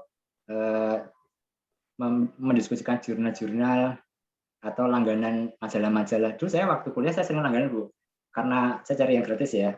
Itu saya sering langganan tuh majalah-majalah apa dari luar negeri itu, meskipun datangnya telat sebulan itu ya, karena kirim ke Indonesia pakai pos itu, tapi lumayan itu bisa ngasih gambar, oh pada teknologi alat berat itu ada teknologi ini, pada eksplorasi ada teknologi ini gitu. Nah sehingga kalau saya boleh usul memang pengenalan teknologi itu memang perlu direncanakan. Jadi diskusilah dengan beberapa praktisi ya, karena yang kayak gini-gini itu memang biasanya kan dari perusahaan-perusahaan ya. Meskipun saya yakin Bapak Ibu pun juga harus pandai-pandai mengelola informasi ya, karena kan pasti kalau dari perusahaan kan agak pelit. Dalam artian agak pelit itu, kalau didengar oleh perusahaan lain ini bisa bahaya juga itu kan, karena kan kita kan juga lagi bersaing dengan perusahaan lain gitu kan. Iya, betul, karena kan kalau saya membocorkan satu informasi atau yang dilakukan di perusahaan kami gitu kan, ini kalau yang dengar perusahaan sebelah gitu, dia langsung pakai itu, dia langsung akan efisien sekian persen, wah itu bahaya buat kami nih kan. Jadi gitu Bu Laura, kalau saya sih gitu Bu. Jadi teknologi itu sangat penting ya Pak ya, apalagi perkembangan teknologi kita harus tahu. Karena nanti nggak mungkin kita memberikan mata kuliah yang perkembangan teknologinya masih zaman dulu gitu ya Pak ya. Betul. Ya, tadi contohnya tadi yang saya sampaikan tadi, misalnya saya nggak tahu sih ya, sekarang zaman saya kuliah dulu itu, kalau saya belajar pemetaan itu, survei pemetaan, itu pakai dulu diambil itu di lapangan, kemudian karena malamnya capek, nggak mungkin malamnya dilakukan, besok pagi baru kita olah, masukin ke Excel, masukin, nanti diplotkan di satu kalkir atau milimeter blok itu yang besar itu, habis itu garisin sekian senti ke sana, sekian derajat ke sana, itu jadinya kira-kira 3 hari baru jadi itu kan ya. Nah dengan satu teknologi gitu, dengan teknologi survei itu nggak nyampe 1 jam udah keluar hasilnya gitu. Iya Pak. Dan itu pakai milimeter blok itu di perusahaan udah nggak dipakai lagi. Kecuali kalau niatnya memang mau memperkenalkan itu secara filosofi ya ke mahasiswanya gitu ya. Karena kan kalau orang hanya pakai software, kemudian dia nggak tahu latar belakangnya, ya dia hanya akan jadi operator software aja gitu kan. Tapi kalau dia kenal dulu, oh kenapa sih kok harus dibikin sekian derajat, sekian senti, kenapa sih? Dia punya filosofinya, mungkin dia bisa lebih paham gitu. Oke.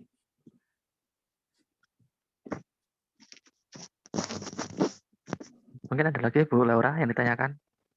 Tidak Pak Andi, makasih. Tadi masukannya dari Pak Ivan berguna sekali. Terima kasih Pak Ivan. Ya, nggak tanya harga ban. Harga ban? Nggak usah. Nggak usah. Ya udah. Harga ban itu kira-kira sama dengan harga Fortuner itu. Oh iya. Bukan, dulu seharga Avanza loh Pak. Sekarang udah Fortuner ya? Fortuner ya. Dulu Bu Laura itu harga Avanza. Saya boleh nanya Pak? Oh, silakan Pak Rizky. Silakan Pak Rizky. Iya Pak. Maaf Pak Ivan, perkenalkan saya juniornya Pak Andi dan Bu Laura. Pak, ini Pak Sekretaris Dekan ini, wakilnya Pak Dr. Setio. Mboten, Pak. Iya. Nggih, Pak. Saya Rizky, Pak. Perkenalkan, ini sekalian untuk mungkin untuk perbaikan tambang juga, Pak. Jadi, kira-kira otomasi apa yang sudah ada di tambang sekarang sih, Pak, di Kalimantan Prima Persada ini? Oke. Itu saja sih, Pak. Ya, oke. Tentu saya nggak akan kasih, ini saya hanya kasih clue-nya aja ya Pak ya. Siap. Saya hanya kasih clue-nya, tapi sebenarnya gini, kalau kita bikin proses pekerjaan ya, kan ada proses pekerjaan operasional, ada proses pekerjaan administrasi. Intinya gini, sekarang itu pekerjaan otomasi itu kita arahkan untuk memotong jalur yang ada. Katakanlah gini, misalnya gini, kalau dulu laporan itu dibikin 5 tahap, misalnya operator ambil data, oh jam sekian saya istirahat, jam sekian saya kerja, jam sekian saya ngapain gitu. Kemudian dia serahkan itu ke pengawas. Pengawas membuat, oh ya oke, semua tanda tangan. Mas tanda tangan, dia kasih ke si pencatat, penginput itu ya. Input, si penginput menginput dia, sekian jam lagi menginput, kemudian itu perlu waktu sekitar 1 jam, 2 jam, selesai, nanti dilihat lagi oleh si pengolah data, oh benar nih, atau Mas ada salah, tolong koreksi ini, koreksi. Kalau udah nanti baru dikumpulkan dari penginput ini, dikumpulkan, muncul satu analisa. Katakan sekitar 5 atau 6 proses ya untuk bisa menuju analisa apa gitu. Nah sekarang dengan teknologi itu semua bisa terpangkas. Misalnya dari operator alat berat itu bisa langsung kita kasih device gitu, itu bisa langsung di detik yang sama kita bisa tahu permasalahannya apa nih. Kita nggak usah bicara lagi 6 proses plus waktu sekian jam gitu, nggak usah gitu lagi. Di detik yang sama kita bisa tahu, oh sekarang itu lagi ada permasalahan pada tambang yang ini, atau pit ini, front ini, atau alat ini, itu bisa ketahuan langsung gitu. Jadi intinya gini, sebetulnya otomasi maupun digitalisasi itu kan memotong proses kan ya. Jadi proses yang kemarin itu harus panjang dan costly, memakan biaya yang cukup tinggi, itu akan kita potong sehingga kita mendapatkan efisiensi di situ. Kita kan juga kita harus ingat ya bahwa tambang itu kan makin kesini kan juga makin dituntut untuk makin efisien kan ya. Ya kita nggak bisa lagi menggunakan gaya lama, Pak. Jadi gaya lama yang saya maksud itu prosesnya panjang, kemudian di situ banyak jalur, banyak orang, banyak tahapan gitu. Itu kita nggak bisa seperti itu lagi. Gitu. Jadi saya mungkin nggak bisa banyak kasih clue di situ ya, otomasi itu. Tapi kalau di luar sana yang sebenarnya nyambung dengan pertanyaan tadi pertama dari Mas Ahmad tadi ya, misalnya kayak sekarang itu kan mulai banyak digantikan ya. Alat berat di Australia itu sebenarnya sudah mulai banyak digantikan oleh robot ya. Kalau Anda googling ya di YouTube itu ada misalnya alat beratnya Komatsu, itu udah nggak ada lagi kabin operatornya itu. Jadi posisi tempat duduk operator itu udah nggak ada lagi. Jadi memang dia kalau pakai bahasa mobil itu apa yang autopilot itu benar-benar udah nggak, bahkan tempat untuk duduknya si driver pun udah nggak ada lagi. Kotak kabin ya namanya, kotak kabinnya operator udah nggak ada lagi. Nah itu kan salah satu otomasi itu. Jadi dan dia nggak perlu belok maju mundur lagi, udah ya itulah salah satu usaha dia untuk memotong jalur itu seperti itu gitu Pak. Oke. Gitu Pak, saya kira-kira seperti itu Pak. Saya sampaikan clue aja Pak ya, saya nggak bisa. Terima kasih ya Pak. Ini kan bisa ada kreativitas untuk mahasiswa kami itu loh Pak untuk masuk ke sana gitu. Oh betul. Mungkin Ini kan peluang, sebenarnya kan peluang. ya. Betul. Oke, terima kasih Pak. Baik. Ya, terima kasih Pak Rizky, Pak Ivan. Selanjutnya dipersilakan yang bagi yang akan menanyakan dari Capapa khususnya, silakan. Pak Andi, saya mau Oh, tanya ini silakan. Pak Andi. Oh, Pak Eri, ya, silakan. Saya orangnya nih. Reoni. Silakan Pak Eri. Jadi kalian nanya sambil ngopi aja nih kita Pak Eri nanya Pak. Iki wis karo Rioni ngopi iki. kecil ini. Ini Pak Ivan, selamat pagi. Saya foto dulu ya Pak Eri. Wah, foto diupload nggak? Karo Pak Andi no. Ya, monggo. Silakan lanjut Pak Eri. Kan, tadi kan menyangkut karir, langsung aja ya, menyangkut karir dari apa namanya di tambang lah ya.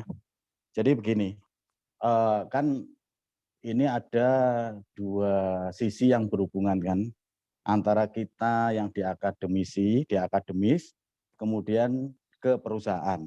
Karena kita fokusnya ke perusahaan ini ya. Jadi di perusahaan itu kan pasti perusahaan yang udah dikatakan Pak Ivan tadi Punafit lah ya. Pasti sudah ada sistem pelatihan, sistem untuk apa namanya pola pada perusahaan tersebut lah itu. Dan itu pasti sudah dilakukan oleh perusahaan itu untuk perusahaan-perusahaan Punafit. Yang saya tanyakan adalah masukan-masukan dari Pak Ivan. Secara pengalaman Pak Ivan itu menginterview dari sekian mahasiswa sebagai fresh graduate, itu berikan masukan buat kami sebagai akademisi, sebagai dosen lah istilahnya itu. Sebenarnya apa yang harus kita lakukan menuju ke sisi yang perusahaan itu tadi. Dan saya yakin ya di perusahaan itu pasti ada jenjang untuk pelatihan lah ya. Nah, ini kan ada semacam gap Pak Ivan itu. Nah, itu apa yang harus kita lakukan itu? Masukan buat akademisi lah. Karena kita kan yang diolah kan mahasiswa yang mau jadi fresh graduate itu. Baik. Itu Pak Ivan. Matur nuwun Pak Ivan. Ya, sama-sama Pak Eri. Ini saya harus mikir agak panjang nih Pak. Jawabnya ini. Jadi gini, makasih. Sebelum saya menjawab itu, saya masih sedikit gambaran gini. Sebelum kita memilih orangnya, kan kita memilih kampusnya dulu ya. Saya kasih gambaran gini. Di kami itu mulai memblacklist satu kampus dari kota di Jawa Barat ya. Itu kita memblacklist. Orangnya pintar-pintar, lulusan tuh sebenarnya pintar-pintar. Tapi mereka terkenal ketika nanti diterima itu kira-kira nggak nyampe setahun atau nggak nyampe 2 tahun itu udah keluar. Dan itu sudah banyak pengalaman di kami sehingga bahkan sampai sekarang itu kita memblacklist. Kalau kita membuka lowongan dari kampus-kampus tersebut itu udah nggak dibuka lagi. Sampai kita pernah diminta melayangkan surat protes lah ya ke kampus itu, meskipun juga saya nggak tahu kampusnya bisa apa gitu kan. Intinya ini kok lulusan Anda itu kok di tempat kami kok nggak betah-betah gitu kan, nggak kayak dari kampus lain gitu. Nah, saya pernah sih ngetes dari ITNJ itu dulu waktu masih STNAS ya, itu sampai sekarang masih betah sih. Saya orang geologi itu saya urusin sampai sekarang masih betah sih, jadi saya bersyukur lah itulah. Nah, Loyal tuh Pak, loyal. Tapi gitu, jadi di Dewa Steel. Karena gini, kan yang namanya pinter itu kan relatif ya. Pinter itu kan bisa dari orang yang memang pinter atau dari lingkungannya yang membuat dia pinter gitu kan. Tetapi ketika kita udah punya sistem pelatihan gitu, bahkan kami kan di grup perusahaan besar di Indonesia kan ya, kita udah punya pelatihan gitu kan ya, sampai ke head office-nya gitu. Sebetulnya yang lagi kita cari itu bukan orang yang udah jadi, tapi yang kita cari itu bibit unggul. Bibit unggul yang nanti kalau kita kasih pelatihan, dia akan cepat berkembang. Bukan juga bibit yang kalau pun kita kasih apapun dia akan mentok, nggak bisa diisi lagi. Kita juga nggak mau seperti itu gitu. Nah, jadi kita mempersiapkan karena ini kita lagi menginterview, kita lagi menyaring calon penerus pemimpin di tempat kami. Sehingga kita harus yakinkan bahwa ini bibit unggul gitu. Ya, kalaupun kita bicara IP ya nggak usah terlalu bagus lah. Tapi sekarang kan jarang ya IP 2,5 kan udah mulai jarang kan ya. Pasti kampus pun pasti akan malu kan ngasih apa namanya nilai D itu pasti malu kan ya. Nanti kalau saya kasihnya D itu mungkin sebagai dosen saya puas ngasih nilai D, tapi nanti sebagai kampus lulusanku nggak diterima di mana-mana kan, yang karena kampus sendiri juga gitu kan. Ya kadang-kadang kalau IP cukup 3, sekian, 3 tipis lah nggak apa-apa lah. Tapi nanti begitu kita ajak dia diskusi masalah wawasan, masalah kepemimpinan, masalah teknologi, itu kayak kita tuh ketemu dengan bibit unggul, wah ini kayaknya orang ini kalau tak kasih sedikit pelatihan aja, dia akan cepat berkembang nih. Atau dia tak kasih sedikit tantangan, dia pasti akan berkembang. Atau oh, kayaknya orang ini tak kasih tantangan, dia langsung melempem deh, langsung down gitu deh. Ah, sorry, yang ini mungkin bukan bibit yang kami pilih gitu. Nah, jadi sebenarnya Pak Eri kita lagi nyari sebetulnya yang kayak gitulah. Jadi bibit unggul yang akan membersamai kami di perusahaan ini nantinya dalam rangka untuk kemenerusan proses di tempat kami maupun kemenerusan kepemimpinan. Kan kita kan pengen memang orang ini yang nanti akan dipilih itu punya passion untuk jadi pemimpin. Bukan cuma jadi pekerja yang disuruh nggih mawon, disuruh sana nggih, disuruh sana nggih. Kalau perlu dikit lawan lah. Pak nggak bisa Pak ini Pak, ini datanya gini Pak. Wah itu kita senang kayak gitu. Ketimbang disuruh gini nggih, disuruh sana nggih. Jangan-jangan disuruh nyebur ke itu pun nggih gitu kan. Aduh itu kita malah pengennya agak lawan tuh. Pengennya tentu esensi lawannya kan bisa macam-macam ya, ada yang dengan data, Ya, betul. gitu kan. Saya senang tuh, ada tim saya, oh Pak ini datanya kayak gini-gini, sebaiknya kita kayak gini-gini. Oh itu kita senang banget tuh. Artinya dia punya jiwa kritis itu kan. Jadi gitu Pak Eri. Jadi nah kampus bagaimana kampus mulai mempersiapkan itu ya tadi yang saya sedikit singgung ya. Kampus pun juga perlu kondusif ya. Bagaimana kampus itu membuat mahasiswanya itu bisa berpikiran terbuka, kemudian punya wawasan yang memadai, punya passion. Nah itu yang paling penting tuh, punya passion tuh. Jangan cuman kan gini, saya tahu lah orang-orang tambang itu kan suka begadang gitu kan, suka begadang karena entah kalau alasan pekerjaan atau alasan karena memang kultur gitu kan ya. Ya, kadang ada juga tuh orang yang suka kesana kemari nggak jelas gitu kan. Nah kayak gitu-gitu, cobalah mulai kita arahkan gitu kan. Nanti mau jadi apa kalau misalnya mau hanya kayak gitu aja gitu. Kecuali ada alasan, oh dia sering diskusi sana sini, melatih tadi bahasa Pak Andi tadi kan soft skill-nya itu oke lah gitu. Itu sih Pak Eri. Jadi sedikit dari saya itu kira-kira seperti itu sih. Oh iya Pak Ivan, terima kasih Pak Ivan. Jadi itu permasalahan itu bukan hanya pada tingkat intelektual yang tercermin pada IP ya, indeks prestasi. Karena ternyata perusahaan sendiri juga sudah istilahnya sudah tahu gitu perusahaan itu dengan datanya mereka ya. Oh ternyata IP segini, IP ini hasilnya seperti ini. Nah mungkin kan ada tren seperti itu kan. Betul. Akhirnya perusahaan sendiri juga punya kesimpulan sendiri ya. Iya. Terus yang kedua itu tentang attitude berarti ya. Attitude itu ya, perilaku. Iya, itu yang paling penting. Betul. Attitude itu ya di catatan attitude itu menjadi sangat penting buat mahasiswa ya.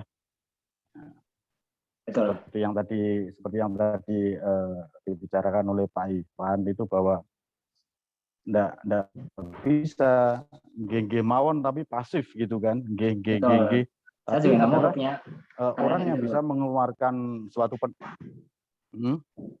orang yang bisa mengeluarkan suatu pendapat berdasarkan data argumentasi yang benar gitu ya. Betul. Itu yang dibutuhkan ya Pak ya. Betul. Pak Ivan, betul. ya. Betul Pak Jadi Heri. bukan ngeyel ya, bukan pada tahap ngeyel ya. Beda kan ngeyel dengan berargumentasi. Ya, ngeyel disertai dengan data yang memang memadai gitu ya. Oh gitu ya, ya, oke. Jadi itu yang mesti kita siapkan Pak Ivan. Jadi karena kita kan menyiapkan itu, ya kan, tugasnya menyiapkan kita. Iya. Ya, inilah nggak tahu lah sistem gimana, tapi misalnya senang-senang lah ketika ada mahasiswa yang suka nanya iseng gitu kan, atau suka nanya-nanya gitu kan, ya harus senang-senang aja kayak gitu kan. Bahkan di pupuk nanti ini jadi ajang diskusi aja gitu, bukan cuma satu arah gitu kan. Oh ya, oke Pak Ivan. Jadi membiasakan hal tersebut pada waktu mereka belajar sudah dibiasakan gitu ya. Betul. Bisa saya Supaya, gitu. Oh gitu ya. Oke ya. Terima kasih Pak Ivan, masukannya Pak Ivan. Sami-sami Pak Heri. Kapan ngopi bareng ini? Itu dia. Pak Andi jangan ngopi Pak Andi. Nih saya ngopi sendiri nih. Saya ngopi sendiri nih. Ngeteh. Pak Andi ki ngopi orang, rokok orang. Ngeteh Pak. Oke, matur nuwun Pak Andi, Pak Ivan. Terima kasih masukannya Pak Ivan. Mudah-mudahan bisa kami implementasikan lah untuk kemajuannya ITNJ lah. Tambang ITNJ maksudnya. Oke. Matur nuwun Pak Ivan. Ya, terima kasih Pak Heri. Terima kasih Pak Heri, Pak Ivan. Ya, sama-sama Pak Andi. Silakan ada pertanyaan yang lain dari dosen atau mahasiswa atau calon mahasiswa. Dipersilakan. Boleh saya nanya, Pak? Wah, Pak Dekan, monggo Pak Dekan. Wah ini. Baik, Pak. Nih, Pak. Soalnya Pak Erik nanya tadi itu, jadi pengen juga nanya itu. Siapa tahu saya juga diajak ngopi, Pak. Baik, Pak Andi. Ini saya tujukan ke Pak Ivan. Pak Ivan, tadi di dalam paparannya itu kalau enggak satu bahwa pengetahuan bagi mahasiswa itu modal untuk bahasa itu penting sekali. Artinya itu bahasa Inggris ya untuk komunikasinya di perusahaan KPP itu. Nah ini pertanyaan saya barangkali ini mungkin jawabannya juga biar bisa didengar oleh mahasiswa karena ini juga ada kepentingannya. Bahwa sejauh mana untuk bahasa ini digunakan sebagai penilaian untuk lolosnya rekrutmen. Artinya bahwa apakah bahasa untuk komunikasi bahasa Inggris ini harus conversation-nya itu bagus dan juga mungkin untuk menulis report-nya nanti itu bagus, artinya grammar-nya bagus.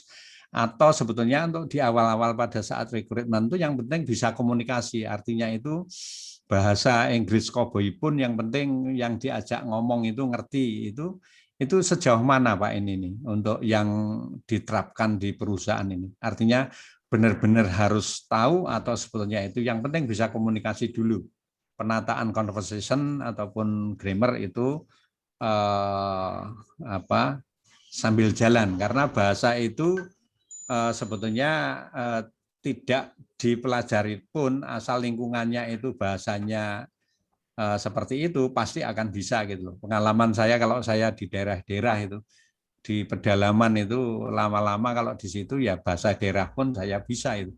Nah, ini saya analogkan itu dengan bahasa Inggris ini bagaimana Pak Ivan? Terima kasih Pak Ivan. Ya seperti yang saya duga Pak. Bapak ngasih pertanyaan yang agak susah ke saya nih Pak. Jadi gini, sebetulnya kalau kita bicara bahasa Inggris Pak ya, itu memang sebetulnya kan kalau saya bilang sih itu kan sebenarnya mutlak Pak ya. Karena saya pikir sejak masih kuliah pun memahami bahasa-bahasa jurnal ilmiah, kemudian literatur-literatur itu kan juga pakai bahasa Inggris Pak ya. Itu sebelum kita bicara masalah dunia kerja Pak ya. Jadi artinya sebetulnya sejak kuliah pun itu udah diperlukan tuh.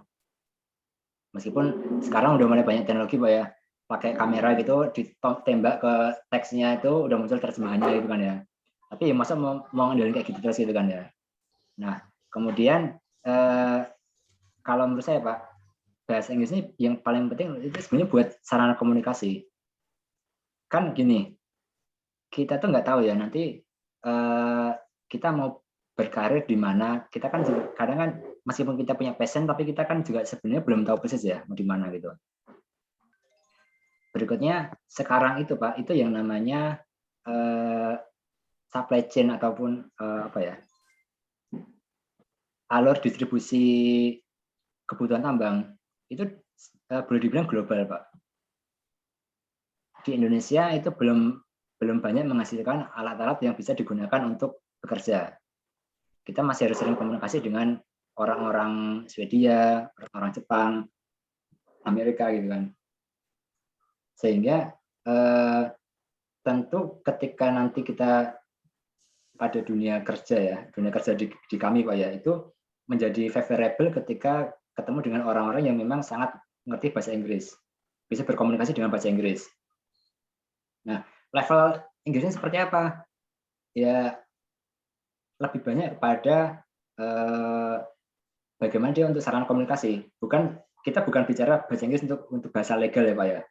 Karena kalau itu udah itu terlalu teknis untuk kita urusi gitu. Itu serahkan ke orang legal aja lah. Orang legal, orang hukum yang memahami kontrak misalnya ya. Tapi ini misalnya kita ketemu dengan tamu, contohnya saya kedatangan tamu dari Komatsu, dari Jepang gitu ya. Kan saya nggak mungkin pakai penerjemah gitu kan. Dan dia pun juga sama-sama sebenarnya Inggris cekak gitu kan. Dia Inggrisnya ala kadarnya, kita pun juga ala kadarnya gitu. Atau kita kemudian ketemu dengan kolega orang Singapura gitu kan ya, yang bahasa Inggrisnya pun kan Singapura kan terkenal kan bahasa Inggrisnya kan bahasa Inggris yang Inggris lah gitu kan ya. Misalnya gini, hey Mister, are you good kah? Oh yes, I'm good lah gitu kan. Ya yang penting maksudnya ngerti gitu lah. Tapi itu udah nggak, itu di grammar udah nggak ada lagi tuh. Itu yang penting sama-sama bisa tahu maksudnya mau apa, dia pun juga tahu maksud kita apa, terus sama-sama bisa menyampaikan ini aja sih. Jadi seperti itu Pak. Nah tetapi khusus untuk teman-teman yang memang punya mimpi untuk nanti bisa berkarir secara internasional ya, mau kerja di Australia, kerja di Amerika, Kanada gitu, ya tentu ini udah menjadi wajib ini Pak. Ya nggak mungkin lah ke sana pakai bahasa Indonesia kan nggak mungkin gitu kan. Nah jadi kalau saya boleh minta ke adik-adik sekalian, terutama Inggris ini sebenarnya penting nggak penting, tapi menjadi penting ketika Anda punya passion di industri ini gitu Pak. Jadi itu mungkin pesan saya Pak. Yang penting bisa conversation pakai bahasa Inggris Pak. Baik, Pak Ivan. Jadi saya setuju itu. Jadi kelihatannya itu yang penting adalah komunikasi itu bisa dulu. Karena kalaupun masalah baik bahasa itu saya kira kalau berada di lingkungannya itu pasti akan bisa. Jadi ini biasanya kalau saya berhadapan dengan mahasiswa Pak Ivan ini untuk membekali di dalam selain di ilmunya itu mungkin di bahasa itu saya selalu menekankan bahwa para mahasiswa itu saya harapkan bahwa bahasa pertama betul adalah bahasa Indonesia, cuman bahasa keduanya ini bahasa Inggris, namun untuk bahasa Inggris ini tidak saya jadikan di bahasa kedua, tapi sekarang kok kelihatannya harus dinaikkan ya jadi bahasa 1,5 Pak Ivan. Jadi lebih naik lagi gitu loh, artinya itu lebih memang penting itu. Jadi kelihatannya selain ilmu, bahasa itu kelihatannya penting, apalagi kalau kita di ilmu-ilmu kebumian yang terkait dengan kebumian itu geologi, pertambangan, geofisika itu masih sangat diperlukan untuk untuk bahasa Inggris ini adalah perlu sekali karena untuk segala informasi pun yang bagus baru dari luar itu ya tetap komunikasi dengan bahasa Inggris yang tadi Pak Ivan barangkali jelaskan tadi itu bahwa pendatangan alat berat mungkin pengoperasionalnya ini belum bisa orang Indonesia sehingga mendatangkan dari luar. Pasti itu bahasa Inggris. Jadi terima kasih penjelasannya Pak Ivan. Jadi ini tetap nanti pada mahasiswa kami bahasa Inggris tetap itu adalah bahasa pendamping yang sangat diperlukan. Terima kasih Pak Ivan. Assalamualaikum. Waalaikumsalam. Terima kasih Pak Setia atas pertanyaannya. Intinya Pak Ivan ya, bahasa itu menyambung komunikasi ya. Ya, jadi you know, I know, you wish gitu ya. Tahu-tahu. Tahu sama tahu ya gitu lah. Baik, selanjutnya dipersilakan untuk penanya selanjutnya dipersilakan.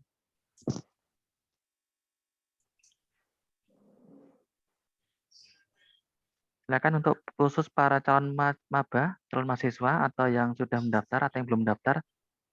Silakan untuk karirnya bagaimana, untuk sebagai informasi awal mengenai industri pertambangan yang mungkin saat ini masih menjanjikan ya untuk beberapa puluh tahun ke depan. Bagaimana Anda bisa berkarir dan memantapkan keinginannya untuk kuliah di prodi pertambangan. ITNJ, dipersilakan Mas-mas, Mbak-mbak, silakan. Nggak usah malu-malu ya, nggak apa-apa. Sebutkan nama. Pak Andi. Ya. Pak Andi. Silakan. Pak Andi. Peri, Bapak. Ya. Katanya waktu kita kuliah itu waktu kita jadi maba itu loh. Ingat enggak? Ya. Selama belum menjadi roti, orang tambang itu tetap masih bisa makan ya. Iya. Iya. Iya, Peri. Lah itu. Ya, itu yang jadi mantapnya kita jadi masuk tambang seperti itu ya Pak Eri ya. Iya. Oke. Monggo Pak Andi. Monggo, nggih. Silakan. Bapak, Ibu atau Mas, Mbak, silakan. Ini sudah menunjukkan hampir pukul 11. Mungkin dari Pak Bayu ada Pak? 1-2 patah kata silakan Pak Bayu. Sebagai Kaprodi Teknik Pertambangan, ini belum. Silakan Pak Bayu. Oke, baik. Terima kasih Pak Andi atas kesempatannya. Saya bukan bertanya, tapi ini aja mau mengucapkan pertama terima kasih banyak kepada Pak Ivan atas materinya, sharingnya ya mengenai karir di industri pertambangan. Ini baik untuk calon mahasiswa tambang ITNJ maupun para mahasiswa sendiri ya, karena ini memang yang diperlukan untuk diketahui oleh anak-anak kita.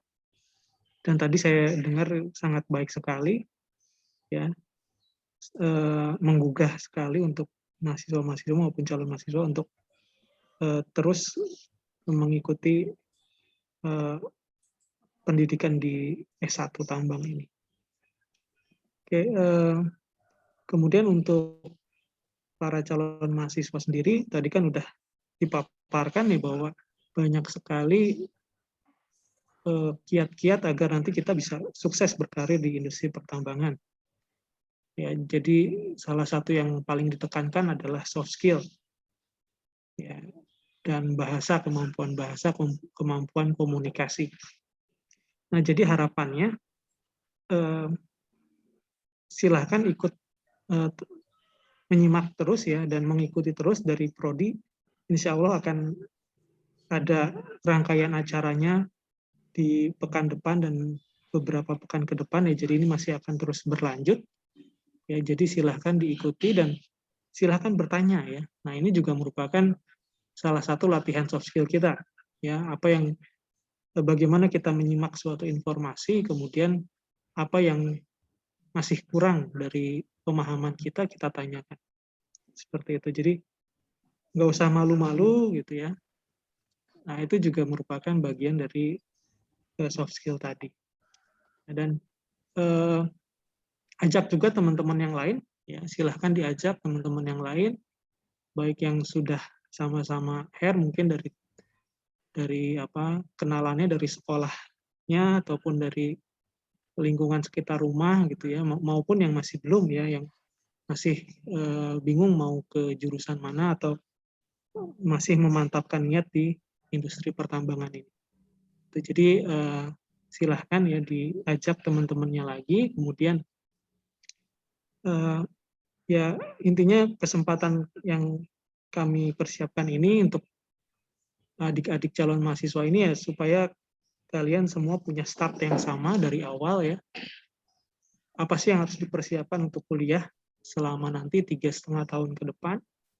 Kemudian untuk nanti siap bekerja itu seperti apa ya. Jadi misalnya nanti teman-teman saat sudah dalam perkuliahan gitu ya, ada yang malesan gitu, mungkin kemarin nggak ikut seminarnya Pak Ivan gitu ya, karena sudah dimotivasi di sini bahwa ya kuliah itu harus semangat dan banyak yang harus kita lakukan saat 3,5 tahun di kampus ya, termasuk tadi pengembangan soft skill maupun hard skill seperti itu ya. Jadi itu harapan saya ya. Jadi nanti silahkan disimak terus, diikuti terus informasinya di grup ya maupun di email masing-masing untuk rangkaian acara berikutnya yang insya Allah pasti insya Allah bermanfaat ya, sama seperti hari ini dengan topik yang berbeda tentunya. Ya. Mungkin dari saya itu saja. Sekali lagi saya ucapkan terima kasih kepada Pak Ivan dan Pak Andi sebagai moderator dan seluruh jajaran dosen tambang dan juga Pak Dekan, Pak Sekretaris Dekan, dan yang saya banggakan juga mahasiswi teknik pertambangan, mahasiswi teknik pertambangan ITN. Itu saja. Assalamualaikum warahmatullahi wabarakatuh. Waalaikumsalam.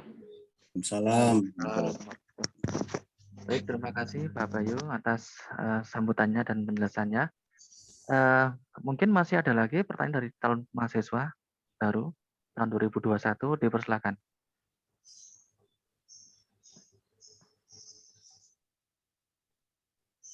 Sepertinya sudah tidak ada ya, sudah siang ini ya. Baik, kok apabila masih ada? Pak Andi. Oh ya, Pak Eri. Sekali-sekali Pak Ivan itu diminta untuk stadium kuliah umum atau apa itu. Stadium general ya. Ya, ya. Ya nanti kalau sudah mau kalau ada kopi saya mau. Ya nanti kalau ada bonus kopi lah. Saya. Bonus kopi beres Pak Ivan. Ya kalau nggak ada kopi saya nggak mau lah. Andi orang ngopi ngeteh Pak Andi. Ya, iya ngopi lah sana lah saya. Ya siap ya. Baik. Oke, silakan Pak calon mahasiswa baru, silakan apabila masih ada pertanyaan. Saya rasa sudah tidak ada ya. Baik, mungkin kita akhiri webinar pada kesempatan pada hari ini.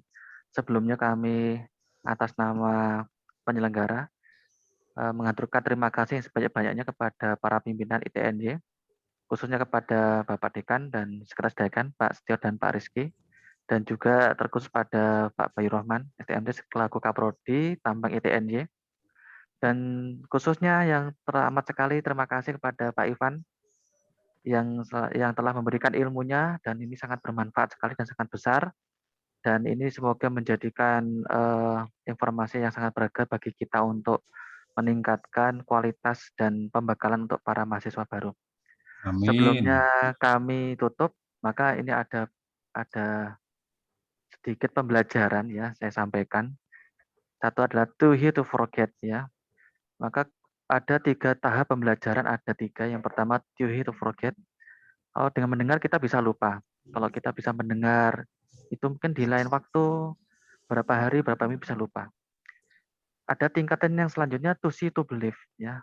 Tidak hanya mendengar tapi kita dijelaskan secara visual, secara virtual, maka kita bisa percaya.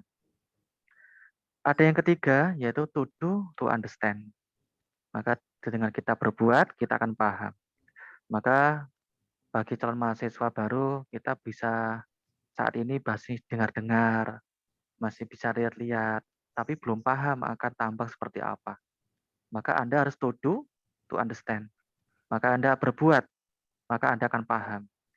Maka satu-satunya cara untuk Anda paham yaitu adalah masuk prodi teknik pertambangan ITNY. Maka Anda akan paham dengan perkara-perkara masalah-masalah di Indonesia pertambangan dan Anda akan mendapatkan benefit yang sangat besar nanti setelah lulus, insya Allah. Maka demikian, saya ucapkan lagi terima kasih kepada pimpinan ITNY dan khususnya pada dosen dan semua calon mahasiswa baru. Silakan memantapkan hati untuk masuk ke prodi tambang ITNY. Terima kasih. Saya akhiri. Wassalamualaikum warahmatullahi wabarakatuh. Saya kembalikan kepada pembawa acara.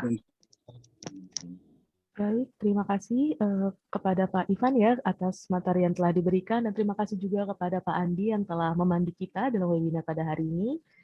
Sebelum kita mengakhiri kegiatan webinar, mungkin alangkah baiknya jika kita mengadakan sesi dokumentasi terlebih dahulu ya. Mungkin hadirin di sini dapat mengaktifkan kameranya agar dapat di-screenshot.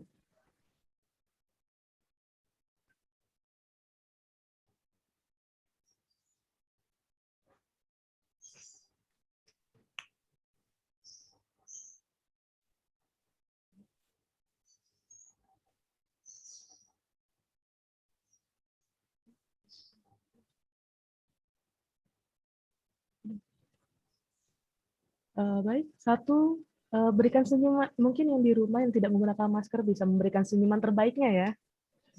1, 2, 3.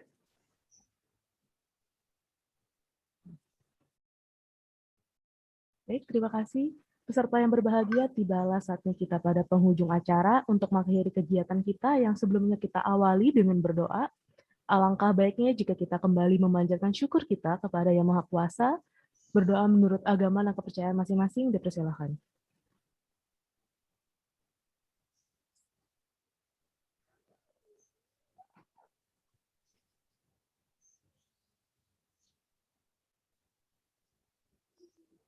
Selesai. Demikian webinar hari ini. Semoga webinar pada hari ini bermanfaat bagi kita semua. Terima kasih atas kehadiran Bapak Ibu hadirin sekalian. Mohon maaf jika ada kesalahan dalam berlangsungnya acara, baik disengaja maupun tidak disengaja. Selamat siang dan terima kasih.